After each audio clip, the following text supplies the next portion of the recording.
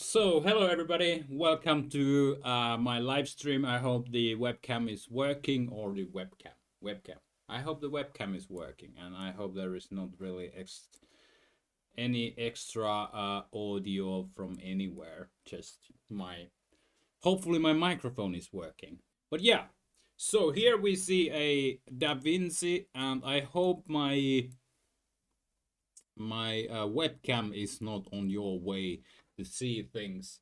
Uh, Here is a really the final color grading, or at least I feel so at the moment that this is going to be the final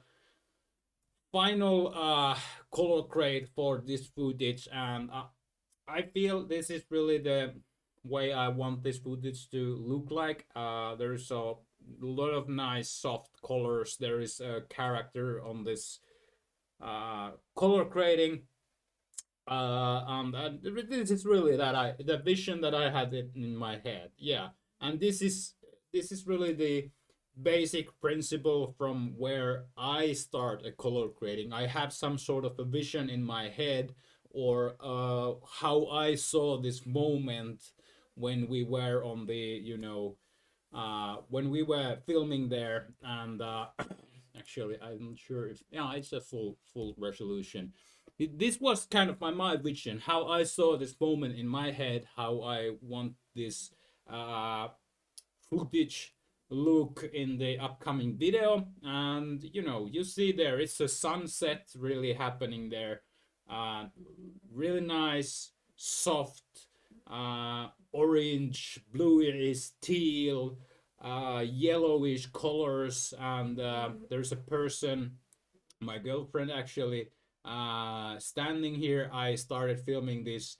There was a huge rock here. I wanted to use this kind of a movement behind the rock, and having her in center of the this kind of a frame. But I was filming with the bare hands, no gimbal, anything, just a freehand filming. It was freezing cold, -20 Celsius, so it was kind of hard to have this not shakeable footage. But the Nikon ZR did quite a good job.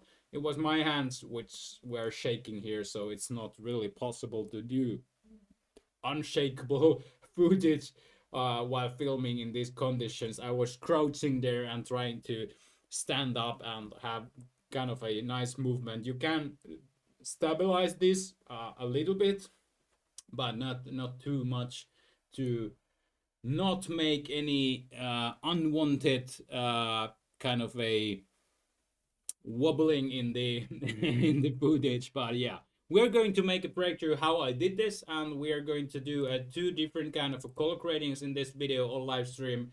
And I'm going to show you my workflow, uh, how I do the color grading with the red raw, or how I do color grading in general.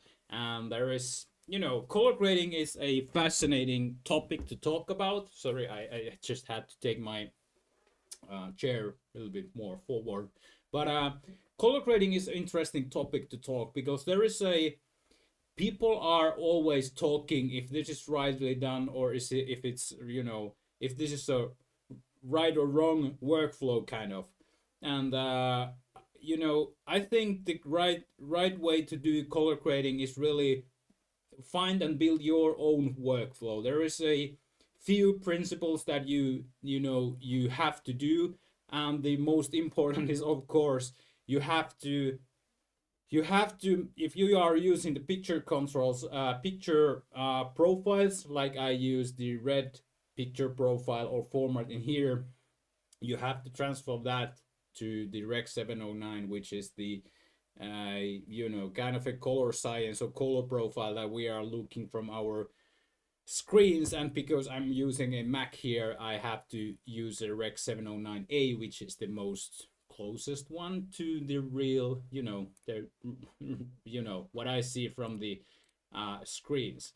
But I will show you the kind of a, well, I'm not sure if it's really right to use the word right way to do this, but I have to move my webcam again so you see my note tree here. But this is my basic node tree, and I'm going to go step by step so you understand how the color grading is made here. And this is really the base for my color grading with these nodes to have this kind of a basic look for my footage. And first, which is you know, which is also the most important, is to make a color space transform your food for your footage. And because I'm using a red raw here, the red color science, I have to transform this raw or this color profile, color picture, whatever it is you call it, to a Rec 709. And it's the base from everything have to be started. So there is two nodes to make the transform from red raw to Rec 709, and it's going to be the base from where we are going to start the color grading. And yeah, you just need the two nodes. You can find them from the effects, and they are the first one or the second one, and the last one or the second last, what or how it's called in English. But yeah, we are going to have a CST or color space transform that you can find. Maybe I start this from really from the beginning. So you have to find the color space transform from the effects. It's here, and you will use this in the first one, and then you are going to use this in the last one. And you have to transform the red to the color space that you are using on your project. And I'm using the DaVinci White Gamut and DaVinci Intermediate here. And this can be set from the project settings. You find this a little icon here, and you go to color management, which is going to set a base color space where you are working with your footage. You can set the timeline color space to DaVinci White Gamut and Intermediate that I'm using because it's the widest and the largest color space to work on, and it's really the color space made for the DaVinci Resolve that I'm using for color grading. So the timeline color space for my projects is the DaVinci White Gamut and DaVinci Intermediate. And the output color space for me is Rec 709A, which is the color space for Mac projects. You can use the Rec 709 too, the basic one, the scene, or then you can use the Rec 709 Gamma 2.2 or 2.4, which is more like for the Windows users to have the kind of a right color space to work on. But because I'm using the Mac, the Rec 709A is actually the kind of a right one. Or this is, there's not much, there is not a huge difference, but there is a difference between these. And if you want to have really the same result after the rendering, it's really important to kind of use the closest one for your projects to work on. And after we have changed the color space for timeline and output from the project settings, we are going to make the first transform from the red, or if you are using a Sony footage, it's mostly the S-Log or Nikon N-Log for the Nikon color space. But now, because we are color grading the red raw, we are going to make the color space transform from the red White Gamut red log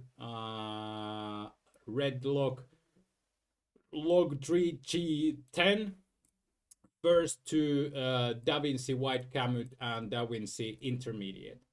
And in the last node, we are going to do the transform from the White Gamut and Intermediate to Rec 709 and Rec 709A, which is the output color space that we set in the project settings.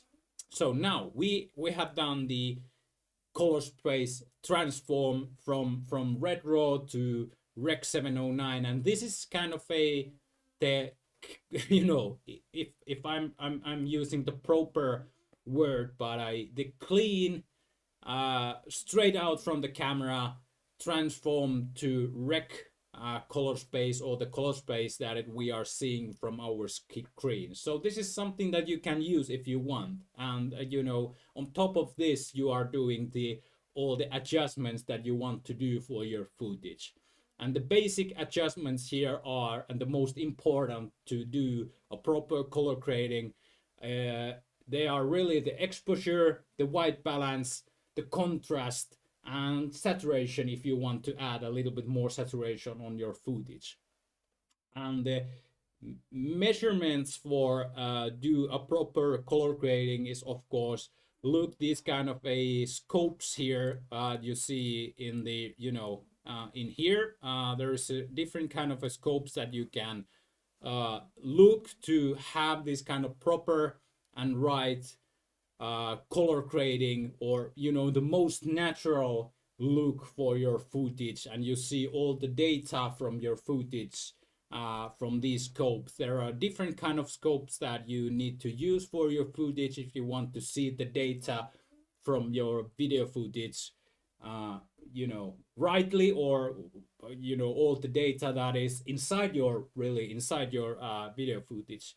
And the vector scope is the one that is really important, at least for the skin tones, which is going to give, it's giving the, you know, the base for the white balance. And the skin tones is one thing that is really giving the base for the white balance, and the most important that we have to look when we are going to do the white balancing. And yeah, well, there is not always, you know, skin that you can use as a preference, but there is then there is a few other things that you can do and use as preference to do the correct white balancing for your footage.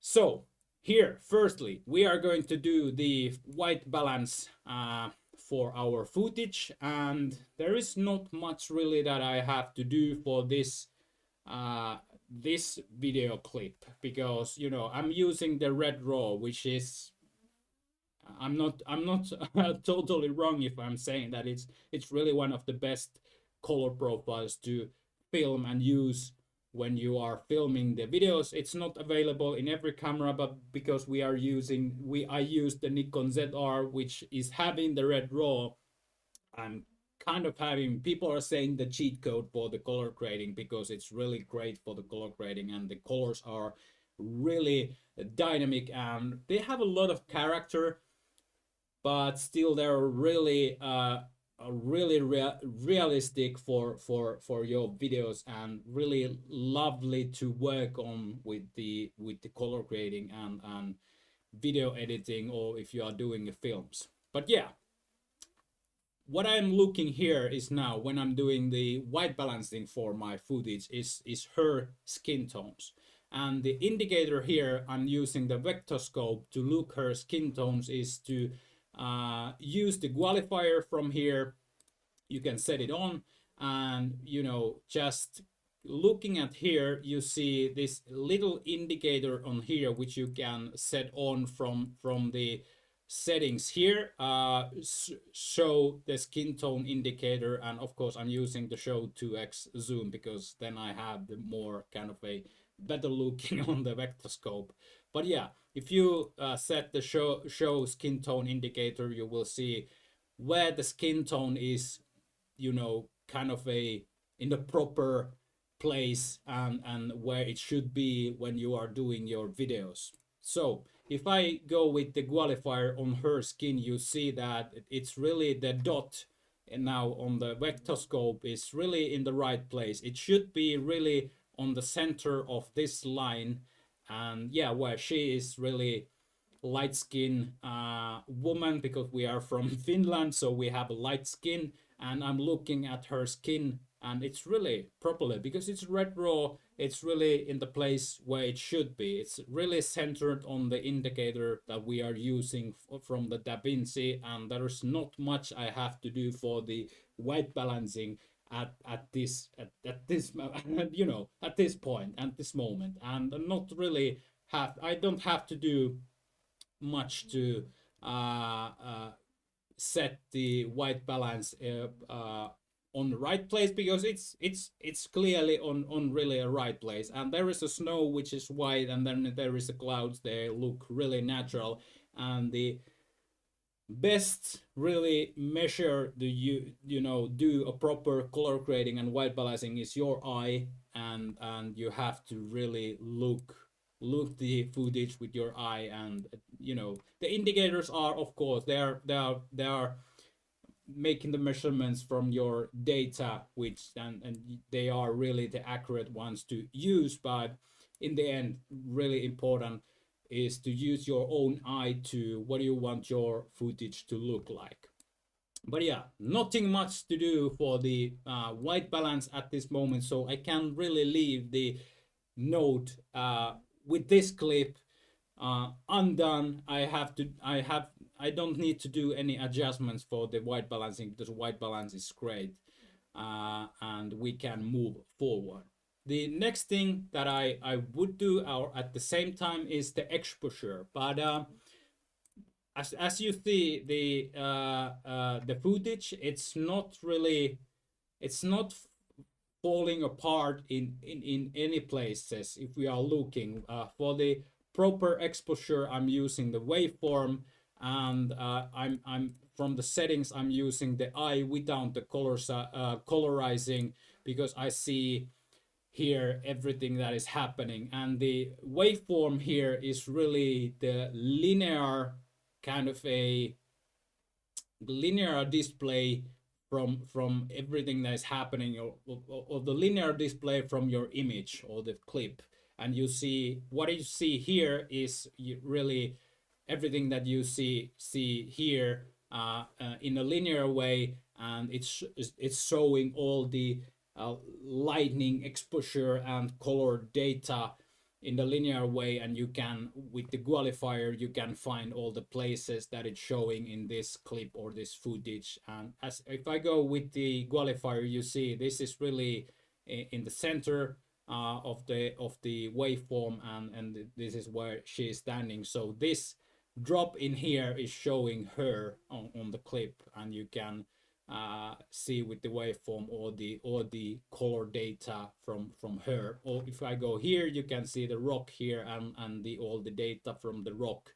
Or if I go here, you can see all the data from the clouds. Or here you can see all the data from the sky. So exposure, about the exposure, there is a kind of a how you have to look the exposure is really looking at these measurements here. And I have these measurements from the 0 to 100, which is going to, it's showing me the kind of a the what is in it's a scale of the percentage percentage, how it's you know, said in English. But you know, it's from the 0% to 100%. You know, the proper exposure, or proper, yeah, the proper exposure is if you have everything, you know, kind of in between the 100 and 0, then everything is kind of in the right place. If you have something, you know, above here in 100 or down here in 0, something is breaking and you are losing the data from there. And if it's, you know, if it's here in 100, then it's, you know, it's too there is too much light, it's going to break because it's too highlighted. Or if it's going down here to 0 or below 0, which is not possible, but if it's in 0, then you are, you know, losing the data in the shadows. And they are really the most important measurements for making the balanced exposure for your footage. But yeah, we see here this clip, and if we are looking the waveform, everything is kind of a in the right place. Nothing is breaking on this clip, so this clip is kind of a properly exposured clip.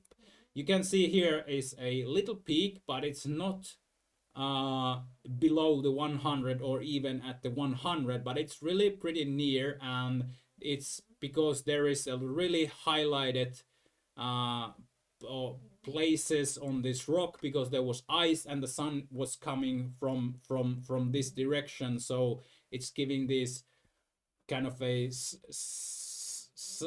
the flares from sun or whatever they are called, but you know they are extremely highlighted or exposure, but it's natural because it's the sun is coming there, and if you know sun is making this kind of really highlighted spots on this clip, it's a natural and it's not really breaking anything, and they can be there. You can, you know, adjust these too, but it's something that you have to think by yourself if they should be there, if you want them to be there, do you want to do them something for there, or do you want to leave them there, because it's natural to have this kind of really highlighted places if the sun is hitting the ice and really making the ice kind of a, if you are calling it a breaking, as really exposured spots on the ice. But I feel that it's natural and it's really properly exposure for this clip.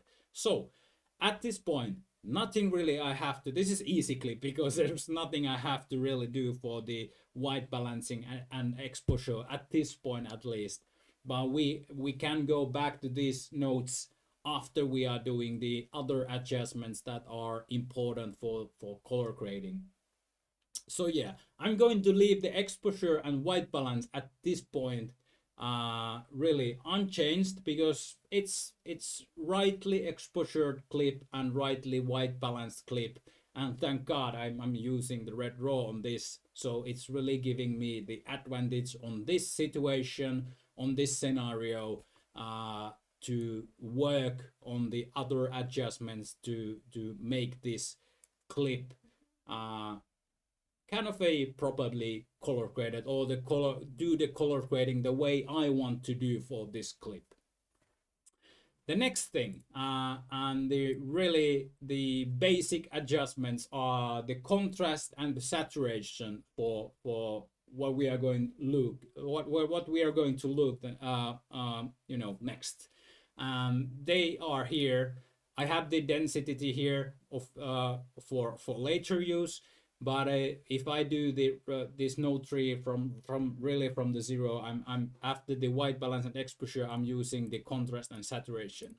And the contrast for this clip, I'm just using the primaries tool from the DaVinci Resolve. I'm using in some works I'm using one DCTL, which is a expansion that is made by one one user of DaVinci Resolve, but for this video I'm using the basic tools from the DaVinci Resolve itself, which are, of course, they are really great tools too, but I like to work with the DCTL that I found out from the internet or social media, which is kind of a more cinematic or softer contrast tool to use, but for this I'm going to use the basic one from the DaVinci. And you can find the contrast tool, which is great contrast tool from the DaVinci Resolve, from the primaries wheels. And for this clip, what I'm looking when I'm doing the contrast is really having most of the data from the clip to do the proper contrast for this clip. And the contrast is again one thing that you have to look and what you have to think on your video, how contrasted you want your video to be, because contrast is something that you can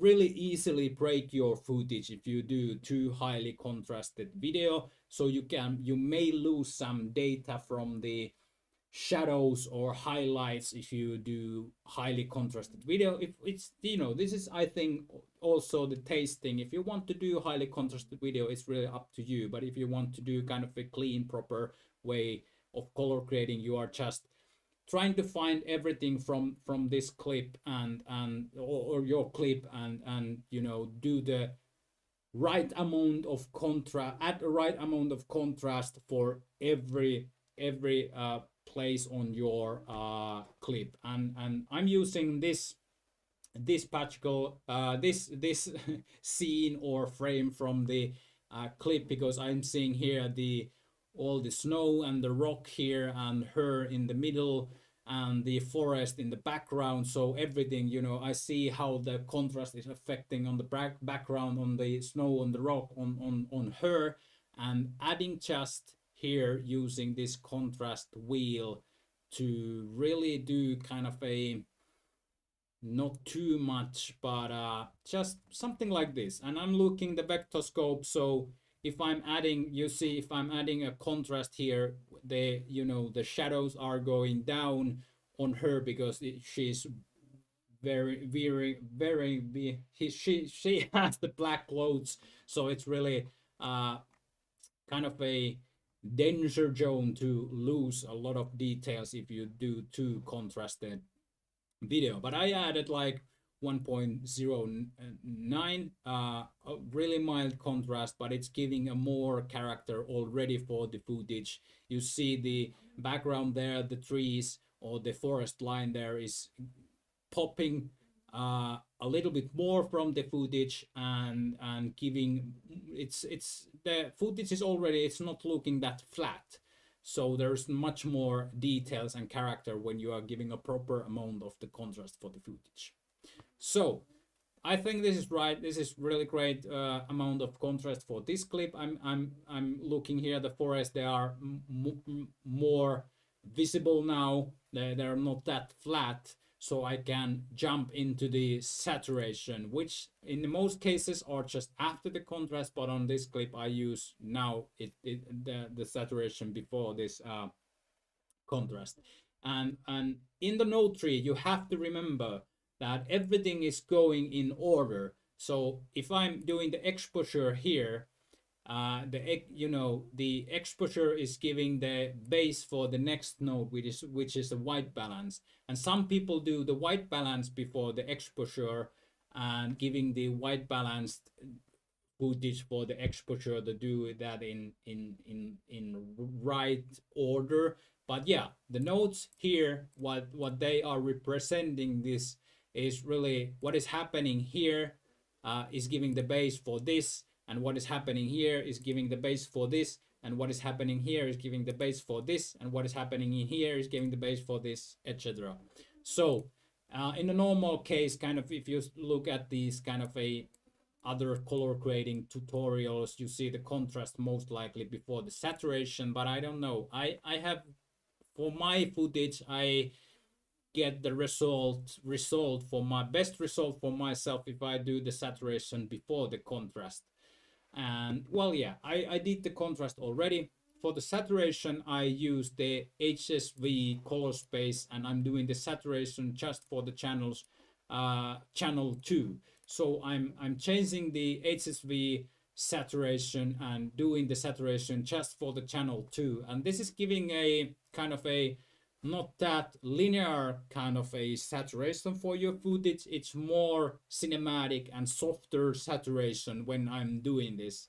And I'm giving the saturation or making the saturation mostly from the gamma and the gain if I'm using the DaVinci tools, because the gamma and the gain are the primary wheels that are working. The gamma is really for the midtones and the gain is for the highlights.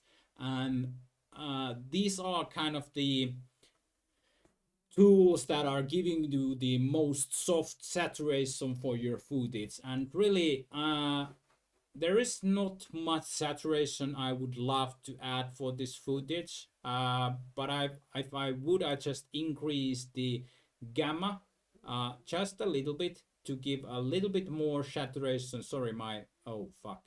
I did go to below, but I have to add it. I add just a little bit gamma, so you see already in the change in the midtones in the clouds, they are getting a more saturation from the sunset, this more yellowish kind of orange tone on them. But it's also going to affect, if we are working on the gamma, it's going to also giving a more saturation on the midtones. And when you are doing a saturation, you really have to look the skin tones that they are not affected that much.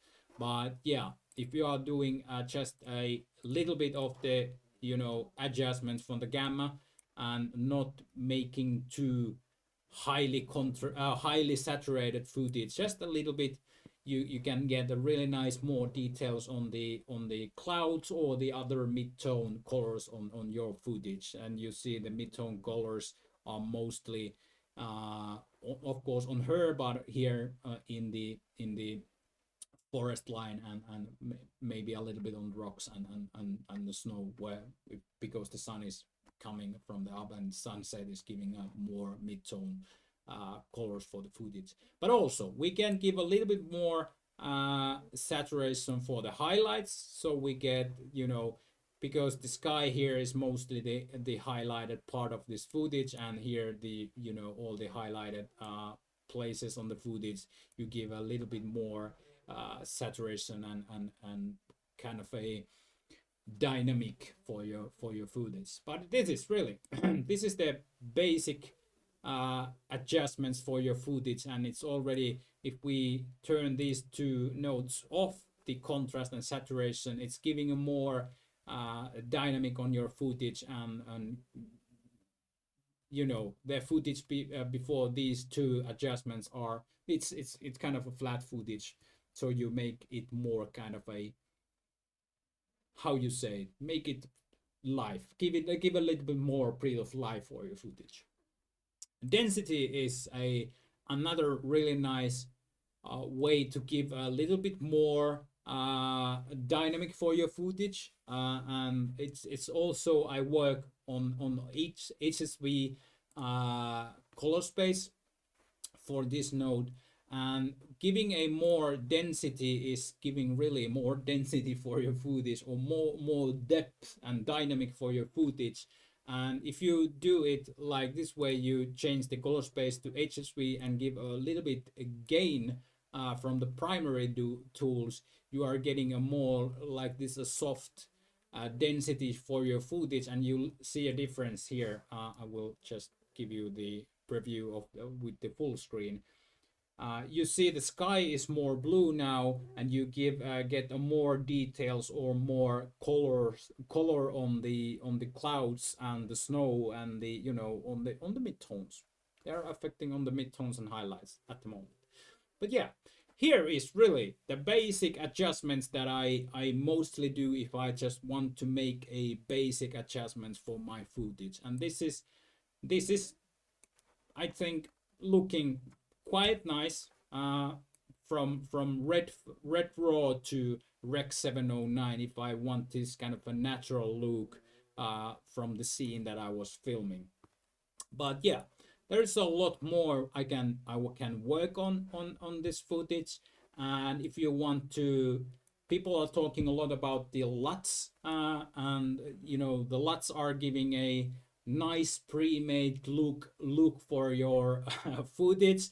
A LUT is a lookup table, which some creators are doing, and giving a kind of a ways to work on your footage to make them look some way. And for the the LUTs are something that I use also, but it's kind of the mood that I'm looking for my footage and giving more for my footage. And LUT is not something that I use to make really the whole color grading. It's just a one little adjustment or a mood that I want to work on for my footage. And this footage, I have this LUT, which is giving a lot more colors already.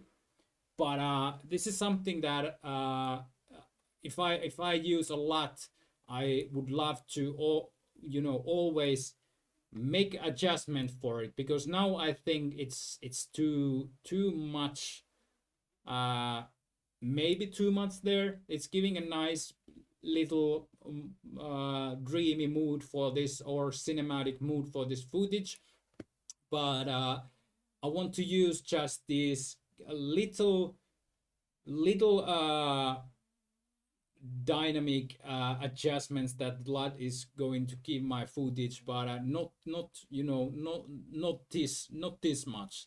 So if I want to, you know, decrease the effect of the LUT for this footage, and I want to have a little bit more, some, you know, a little bit look from this LUT, I'm using this key tool from the DaVinci, and I'm decreasing the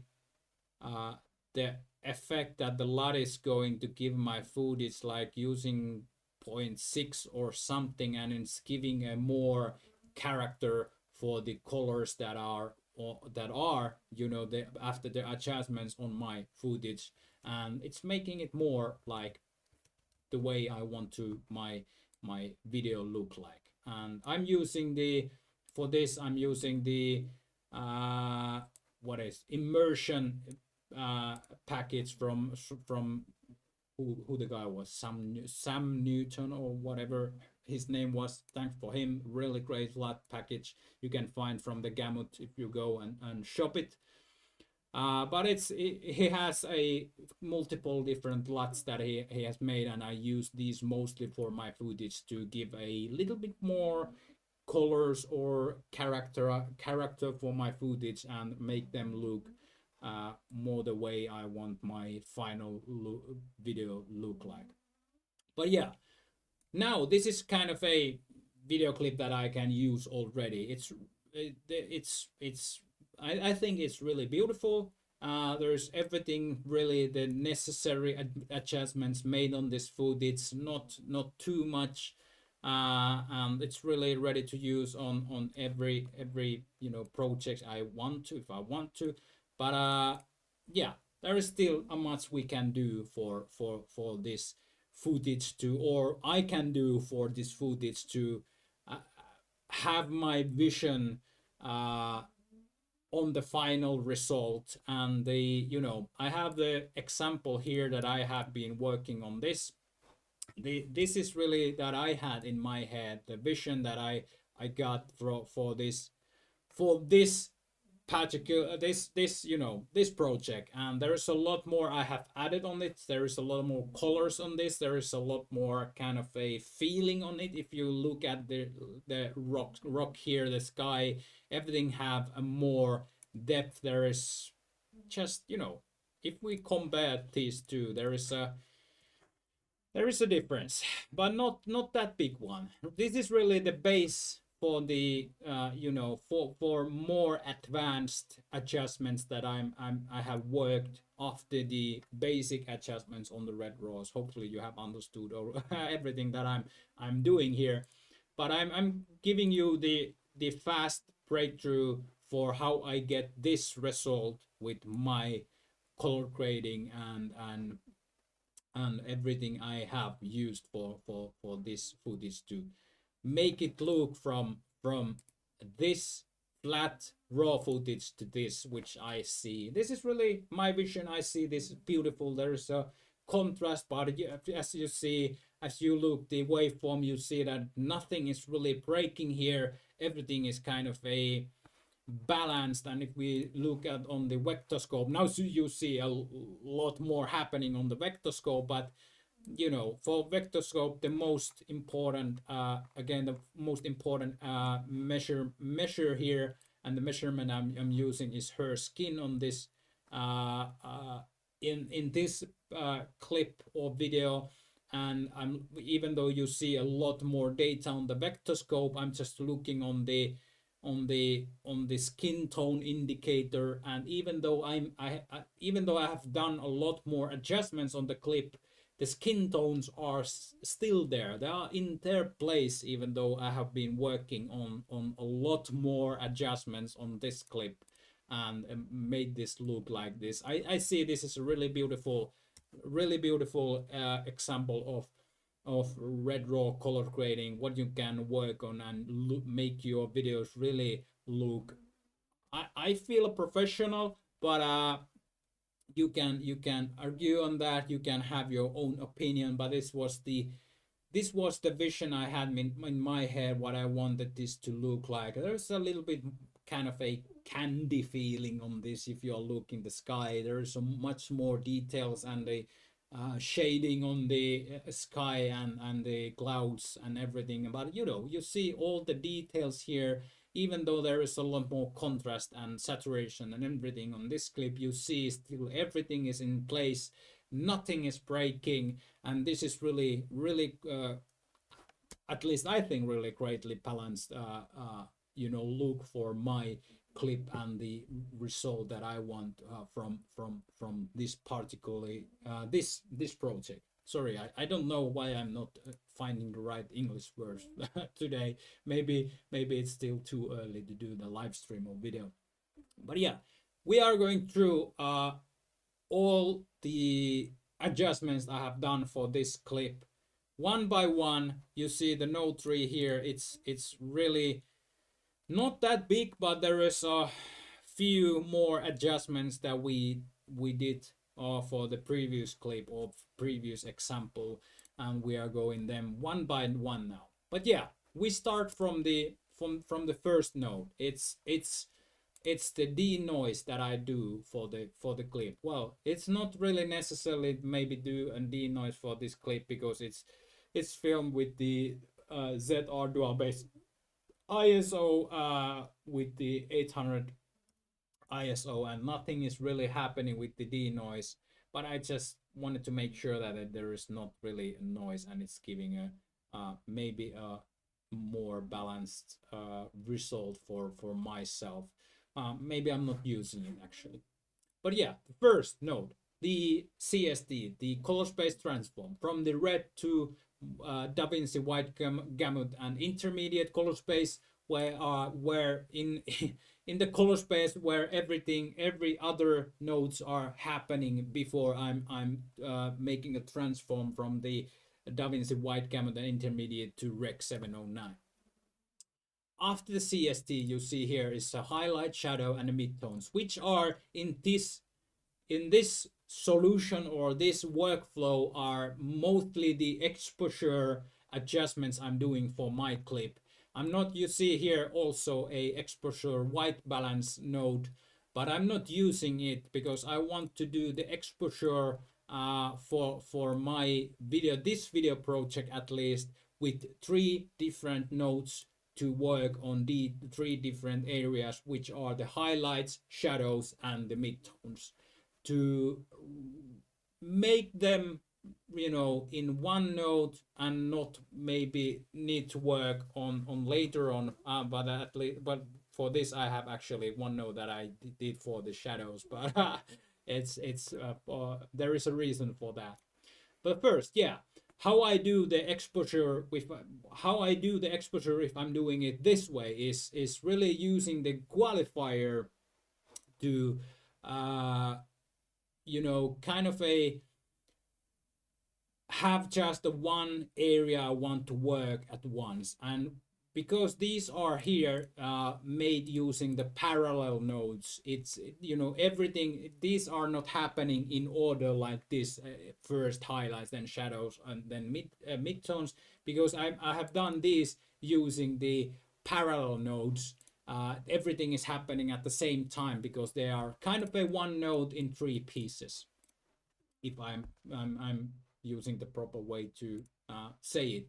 But yeah, I'm using the qualifier, and really just from this luminance tool, I'm finding the highlight places from this clip. And as you see, because I'm using here the highlight tool to see the highlighted parts of the clip, you see that when I'm using the luminance tool here, I'm just affecting on this clip really the highlighted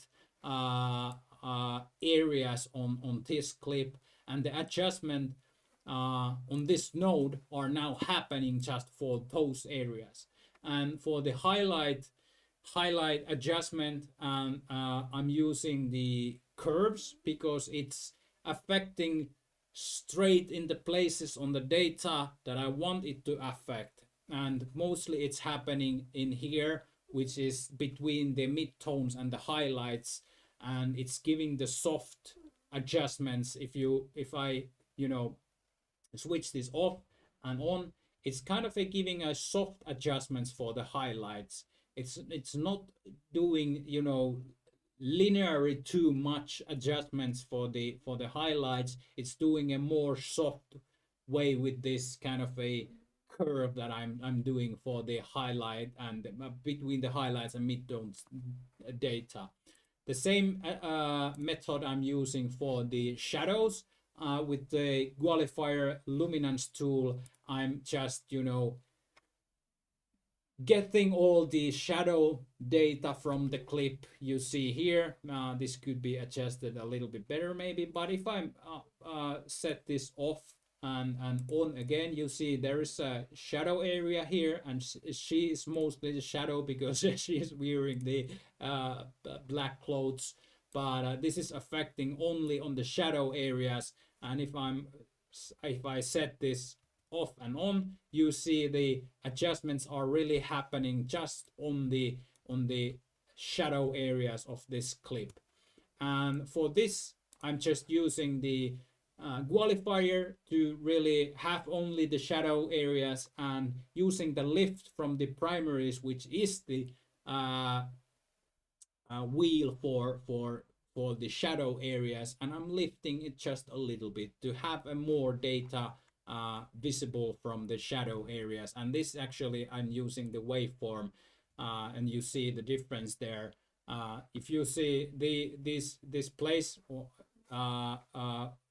where everything is near the zero, you see the effect on this. No, what I'm doing is just raising the shadows a little bit more visible, and we see the more details in the final result. And the midtones are really the skin tones, and mostly the skin tones and the other kind of a mid-tone colors and areas on this clip. And because her skin, her face is mostly behind the hood, there is not much data. There is some data, and then there is the mid-tone colors, mostly the orange and the yellowish, and all those colors are now highlighted from on this node. The sky, the clouds have the orange or really close to skin tones, the orange and yellow colors, and this node is affecting just on the midtones, making them more visible, just using actually a contrast on here. I'm giving a little bit more contrast and visibility to do that. Then there is not needed really necessary way. I don't necessarily need to use the exposure anymore here, because I did all the exposure adjustments with these 3 parallel nodes here. I have the node here just in case if I want to do a little bit more adjustment for the whole picture, but because I did it kind of a really, I find really great way on those 3 parallel nodes with for 3 separated areas, I don't really need to do for the whole picture any exposure adjustments anymore, because this clip was already kind of a really well exposured clip. So after the exposure, there is again this density that I'm doing next, and density is giving a more depth for the colors, and really you see the effect on the sky and the mid-tone colors. And then there is actually I made a radial or the vignette here, and the other mask on here before the saturation and contrast, because I wanted to I do this kind of some people call it a power window, but a vignette at this point for my footage to have the the workspace or the place I want to work in the rest of the color grading for this clip. I made a power window for here using the window or the mask. I reversed it to affect only the outside area of around her, and use the curve to have this kind of a nice power window or vignette for my footage, to keep her highlighted on this footage and give a little bit more depth on places around her. I did also another power window on here, mostly on her face, because I wanted her face to be more visible after the contrast and saturation and density adjustments. I did another power tool here using just Eclipse. I tracked it on her face area, and did a little bit more adjustment from the lift to give a more exposure for the shadow area on her face, make it more visible. Then there is a saturation. Actually, on this case, I use the global tool. Again, I can use the same way that I showed you for the previous clip. I don't know why I wanted to. I don't remember why I wanted to use a more linear way to do the saturation. But again, I can do the saturation. HSV saturation for this clip too, just using the primary tools, giving a more saturation for the midtones and the gain, and not too much,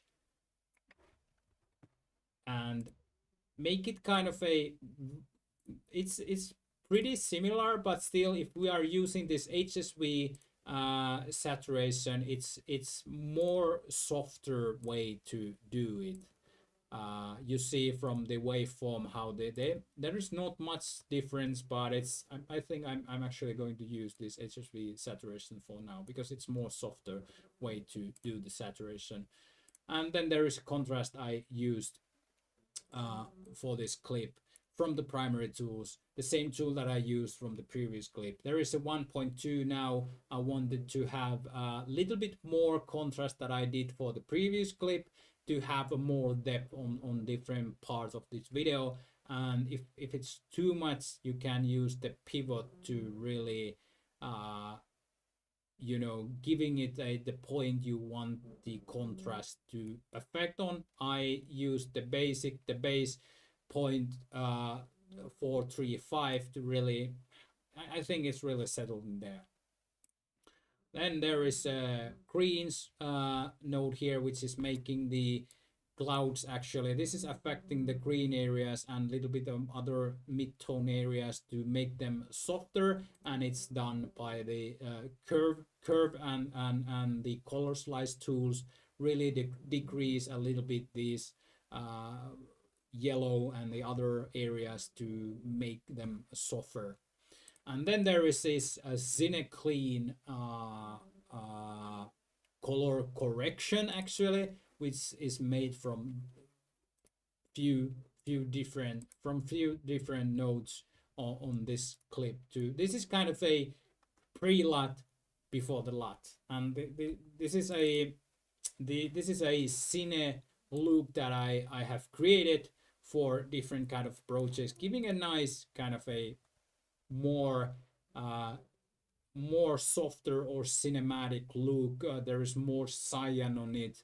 I'm not going to break this down now because there's a lot of nodes inside the nodes, but it's a pre-made Cine loop that can be adjusted for the videos. And then there is a CST out. After the CST out, there is a LUT.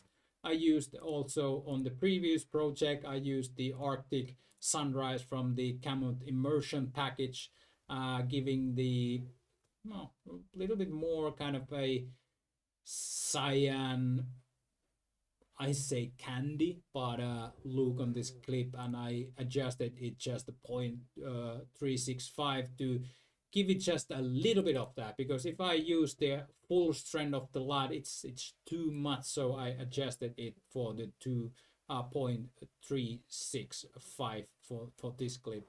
And then there is a after the all the color grading adjustments I made for the clip, I made a final adjustment, which is the halation, which is an effect that I made for the clip.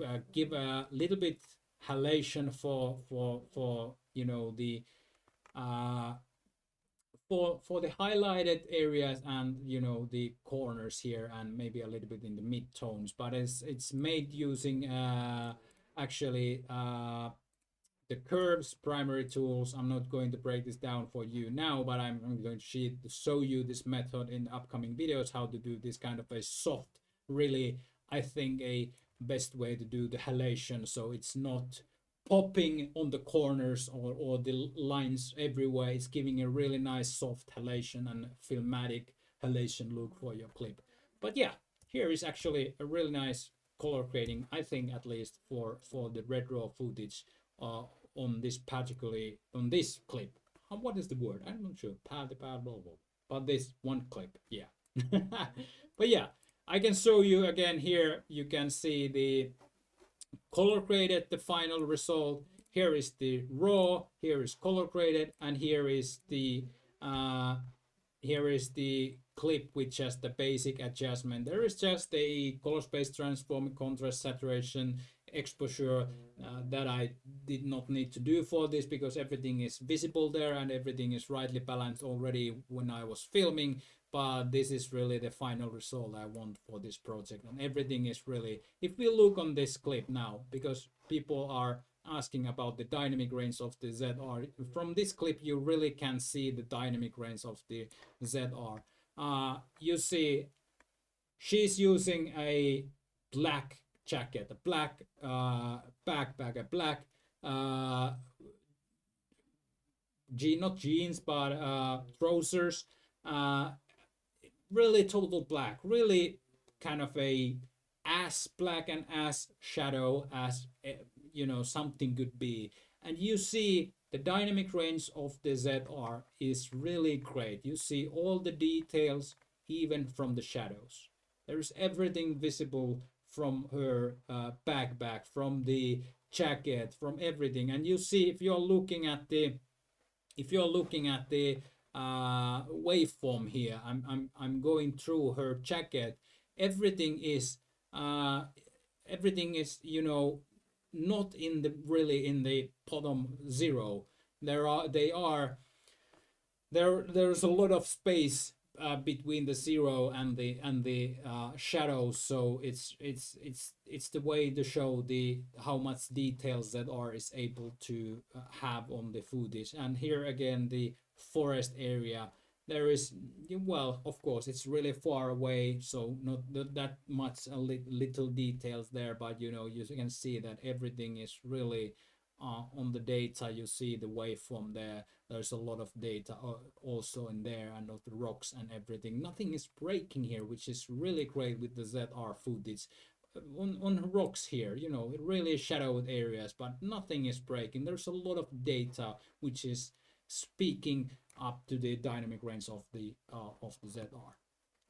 But yeah, there is a lot of that I talked here. Hopefully you got something out of this.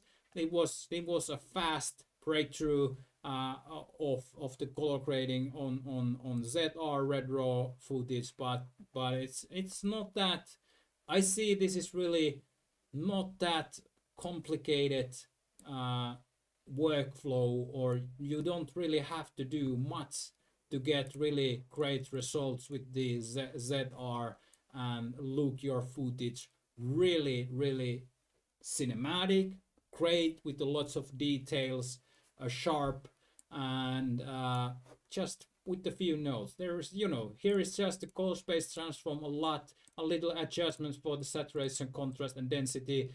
Maybe if I want to do, I can add a you know, the power window or mask here, and giving a more, make her like more highlighted as it should be in the clips, making just easily power window here, reserve it so it's now affecting just the areas around her, just maybe decreasing the gamma, so we are, oh, it's not on actually, now we see the result. So decreasing the gamma, so it's affecting on the midtones, and you see already the result here, and everything in the center of this footage is now highlighted, and you give a more details for the areas around her. This is just one really simple way to give a more character for your footage. But yeah, somebody can now say that this is too dark. I don't think this is too dark actually. You see her face, you see all the details on her face. This is the really proper and nice way to do the basic color grading for the red raw, and you have really nice looking footage for your projects to work on, and do the other little adjustments that you want to do, and maybe achieve this kind of look if you want. Just I didn't see that there is much really that I have work for. Even for this, there is few extra notes to make a little adjustments in the details, but still there's not much. This is not a huge note tree. If I take away all these unnecessary notes here, it's a small, really nice note tree to work on and make a red raw footage look great. Right, so this is the first live stream. I wanted to try this, so I don't know if you liked it too. Hopefully you like it. I tried to do this as a first live stream, and I'm now answering. Sorry, I did not see, because I have just a one big screen and my laptop screen. I didn't see the comment here. But do you have a problem with greenish look or on a skin with red raw? Also, if you change neutral film look LUT to more coldish or something, then affect a lot of skin too. What do you do? Well, I'm not sure if I can work on this clip. Let's see. Let's make another color grading here, just from the scratch. I try to simulate your situation that you are referring here. I make the color space transform. Let's see if I can have if I got what you are asking, and try to fix that out. I think I know what you mean, but I tried. I think it's going to be hard for this clip, because this clip is really nicely balanced already, so there is not much to really simulate on your. But do you have a problem with greenish look or a skin with red raw? It's also if you change neutral look LUT to more coldish or something that affect. Let's try. I try to find a. If you are just using a LUT. Well, here is. I think this is a more greenish. This is really a LUT, or cinematic greenish LUT. And if we look the skin tones now, are they? Let's put the vectorscope here and look. Well, still the skin tones are like in the place where they should be, because it's red raw. So I don't know. But it's more greenish now, maybe. I think so. It's more oh shit! You don't see nothing. You see nothing. But now you see. I made a note tree from the scratch and used the more greenish LUT for the footage. Film look that is more greenish. What I do for if this is something that you refer in your comment, what I would do for this too, that it's too greenish. Actually, I would do just adjustments for the primaries from the areas that are actually now too greenish. If there is something that I can work on, of course I would maybe decrease the effect from the LUT a little bit, have a more natural base for the footage. It's already even there. But if I want to work on the greenish, I would maybe look the waveform here and find the places where they are now. Now I actually need more the RGB and the colorized look for the waveform, and I'm looking here now. You see the green is really up on there, and it's really green actually. I try to decrease, maybe giving it more bluish look, right? So I just adjust the now the maybe not midtones, maybe the highlights now more bluish, and you know, cyan. No, this now the sky is actually more like a normal one. How about the skin tones? They're actually still in a really great place. There's maybe giving a little bit more. You can now look on the vectoscope, so I'm moving the whole package more centralized, giving it more red, and you know, red and the yellowish colors, and still the skin tones are really middle, and now it's kind of a more balance, as you see. Maybe you see it, hopefully you see it. Now it's more balanced, but still there after these adjustments, I think it's kind of a now a gold one, whereas it's too gold. So now what I would do is actually maybe after the CST I would give it a uh, more warmth, straight from the color temperature, maybe from the raw data.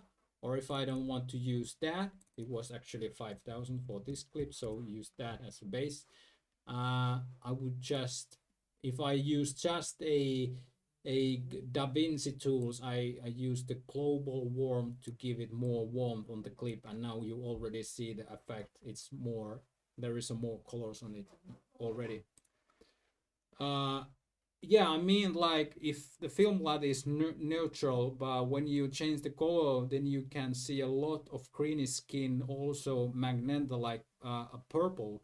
But yeah, understand, you can also drag color warper on skin. What I do, yeah, you can use a color warper, and I actually with the red footage, the red raw, uh, there is not many cases I'm using the color warper. It's really great tool, and really great tool to work on different color areas. But with the red raw, it's really rare I'm using actually color warper, because the colors are, if I'm white balancing and exposuring the shot already as properly as possible while filming, it's not always possible. You know, I was filming the new Porsche car, the launch of new Porsche car, and it was filmed inside. The lightning and everything was really bad in there, and it was hard to make a proper exposure and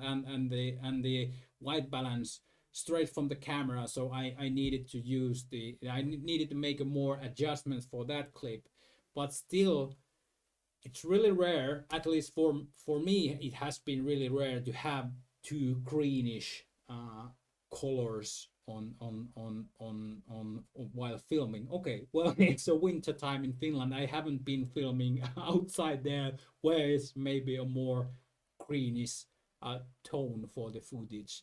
Hopefully I'm going to Croatia in April, and I'm going to film there, and maybe I have more colors than just a winter kind of a background and nature, right, that we have now in Finland.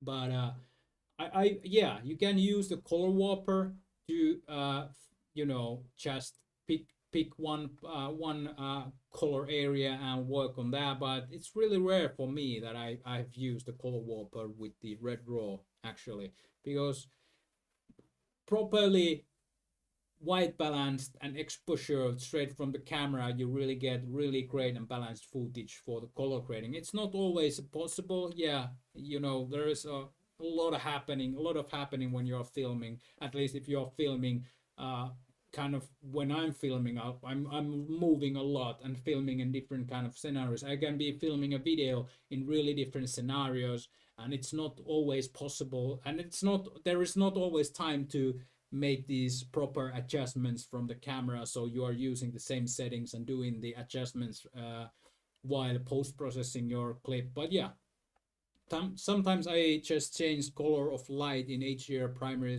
color wheel to change colors behind, not to affect skin. That's the good too. It's really great too. But you know, I'm going to do an example.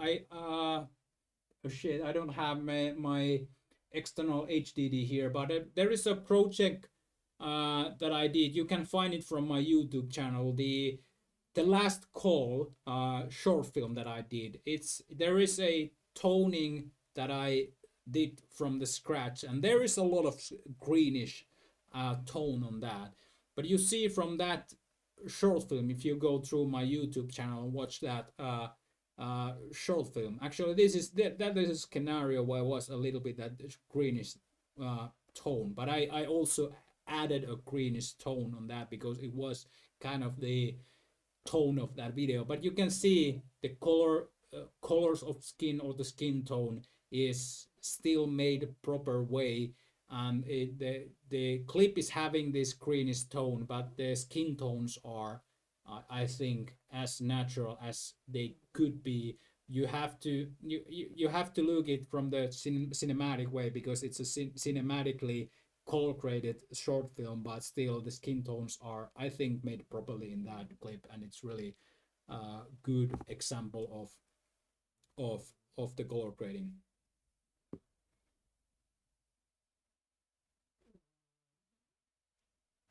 But yeah, you are doing, and you know, in the color grading, as I mentioned in the I hope I mentioned in the start of this live stream, there is not just a one way to do proper color grading, because there is a many ways. There is just few things that has to be done in the basic principles that has to be done in certain way, and really they are just the you know, the color space transform and the white balancing, and you know, white balancing and exposure, there is a lot of ways you can work on them. Some people work from really just from the raw data, which is a proper way too if you are filming with the red raw.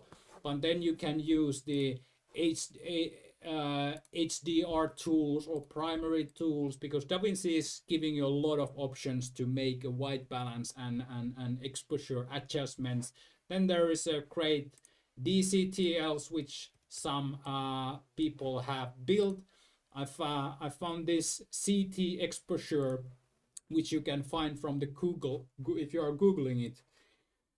It's a really great tool to make a exposure, temperature, and tint adjustments, which I think these are really the tools that you are in your scenario, I think are the most important ones to make the adjustment. Because if you are having a clip like two screens, and you don't want it to affect too much on your clip, you want to make little tint adjustments for your clip, and this CT exposure is giving you, this is, you know, this is working on the curves, and this is kind of a softer way to make the adjustments for your clip. As you see here, it's showing you the curve, how this is affecting on your clip, or the temperature. You can see this is what this DCTL or expansion that one creator created. This is built based on the curves, and this is affecting from the curves and making your footage not as linear as from the HDR or the primary wheels that DaVinci is offering. And you can make, I'm using mostly this tool if I have to adjust a exposure and temperature, because I found this is giving me a more softer and easier way to work on the exposure, not breaking the whole image, and making it more warmer or more colder looking. And you say if you switch on the curve, you see the curve all the time, how it's affecting on your clip, and it's a really great tool. You can find this from the Google if you want to. But yeah, here is my live stream on working on the Red RAW for the first scenario, and this was kind of a test live stream. Hopefully you enjoyed it. I'm going to do this kind of a live streams or videos from about the color grading with the Red RAW in upcoming videos. I wanted to test this live stream setup, so if it's working and I can do the videos in a proper way. If there is really a proper way, there is not really a proper way to do just one proper way. But yeah, I'm going to do, I have filmed a lot with the ZR. There's a lot of projects I can show you and how I work on the color grading and what is really my workflow with the Red RAW color grading. And I'm going to, well, this was already almost 1.5 hours and we're just working on one clip, but we made two different kind of a color grading ways to work on the Red RAWs here. Hopefully you get something from this video. I'm doing more planned. This was really just I did not plan this at all. I just put it live stream on and tried to tell you how I work on the Red RAW color grading, but I will do a more properly planned color grading tutorial for you really soon on different kind of scenarios and projects that I have been working with the ZR. It's really interesting camera, and you can work a lot with the, it's really fascinating how we are able to work with the red format now more easily, and it's really nice camera to film with and the format. But yeah, thank you for watching. Hopefully you have already subscribed my channel. You find me also from Instagram. They are not here visible, but J Shoots on Instagram, TikTok, and you can find my content from there too. So hopefully you enjoyed this, and I will see you on the upcoming videos too.